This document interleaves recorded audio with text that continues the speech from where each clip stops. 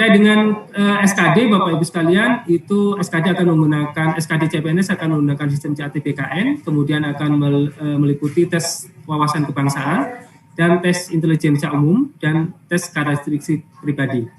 Sedangkan pelaksanaan SKD ini pada dasarnya 100 menit, tapi tadi untuk disabilitas netra ada menjadi 130 menit. Kemudian peserta dinyatakan oleh SKD dan berhak mengikuti SKB apabila memenuhi nilai ambang batas dan berada pada peringkat tertinggi dari 3 kali jumlah kebutuhan jabatan. Jadi yang diambil adalah 3 kali jumlah formasinya. Kemudian terkait dengan materi SKD, ini ada TWK, isinya adalah seperti ini. Kemudian TIU juga isinya adalah seperti ini. TKP isinya adalah seperti ini. Hanya ada satu tambahan yang di TKP yang membedakan dengan tahun lalu, yakni ada kita perkuat dari unsur anti radikalismenya. Jadi di tahun ini ada materi-materi yang penguatan terkait dengan anti radikalisme. Kemudian terkait dengan seleksi P3K-nya sendiri, Bapak Ibu sekalian, nanti ada seleksi administrasi, hanya ada 2, berbeda dengan CPNS. Kalau di CPNS ada seleksi administrasi, kemudian SKD dan kemudian SKB. Tapi di seleksi P3K hanya 2, seleksi administrasi dan seleksi kompetensi saja. Di mana pada seleksi administrasi kita lakukan pencocokan persyaratan administrasi dan kualifikasi dengan dokumen pelamaran.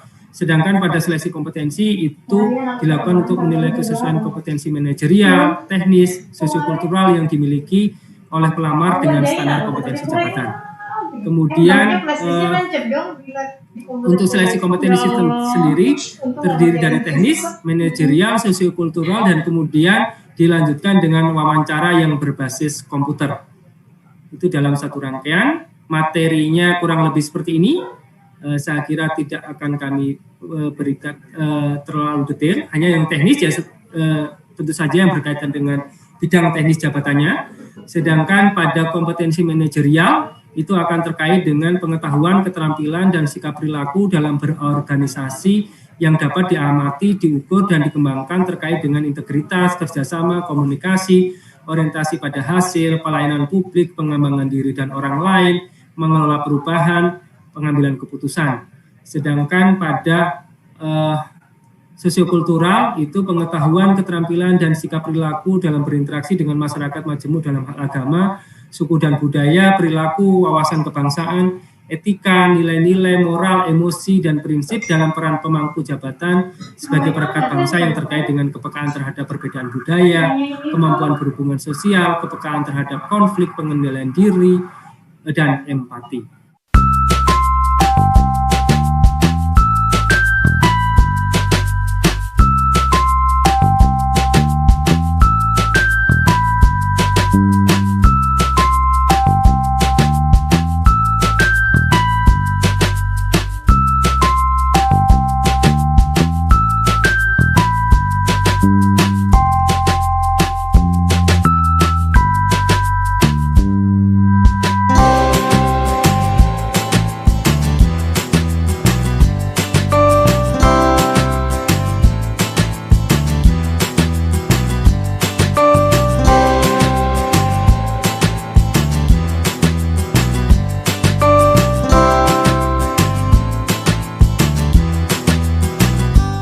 Jangan lupa untuk subscribe, like, komen, dan share ke semua media sosial yang kalian punya supaya teman-teman lainnya juga mendapatkan informasinya.